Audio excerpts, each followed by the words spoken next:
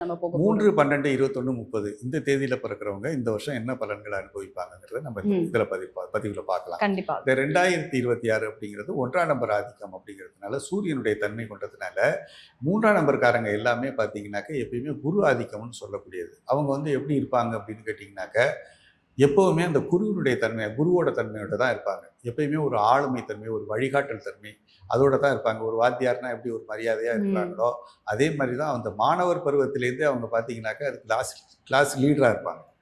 Class லீடராக வருவாங்க. அவங்க பார்த்தீங்கன்னா அந்த 3, 12, 21 கிளாஸ் லீடராக வருவாங்க.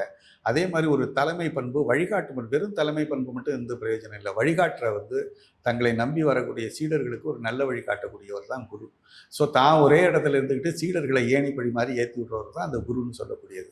ஸோ இந்த வருடம் அவங்களுக்கு எப்படி இருக்குன்னு கேட்டிங்கனாக்கா அரசு பதவிகள் கிடைக்கக்கூடிய நிறைய வாய்ப்புகள் இருக்குது.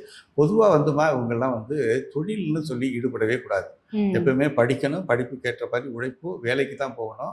பிரெயின் இன்வெஸ்ட்மெண்ட் தான் இவங்களுக்கு நல்லாயிருக்கும். கன்சல்டன்சின்னு சொல்லக்கூடிய அமைப்புகள், அதாவது ஆடிட்டரு அந்த மாதிரியான விஷயங்கள் தான் இவங்களுக்கு ஒத்து வரும். பொதுவாக எல்லாரும் செய்கிறாங்கன்னு சொல்லிட்டு பணத்தை போட்டு செஞ்சால் அவங்களுக்கு நஷ்டங்கள் தான் ஏற்படுவதை தவிர்த்து லாபங்கள் வரவே வராது.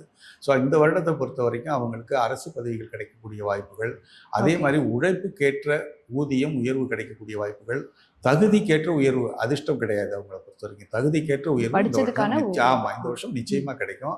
இவங்களுக்கு வந்து அந்த தேன் சேர்த்துக்கிற மாதிரி தேனோட சேர்த்து நெல்லிக்கனின்னு சொல்லுவாங்க. பெரிய நெல்லிக்காய், தேன் நெல்லியா சேர்த்துக்கிறது, தேனை சேர்த்து தேன் நெல்லின்னு சொல்லுவாங்க. ஸோ அந்த விதமான உணவுப் பொருள் இவங்களுக்கு ரொம்ப அதிர்ஷ்டகரமாக இருக்கும்.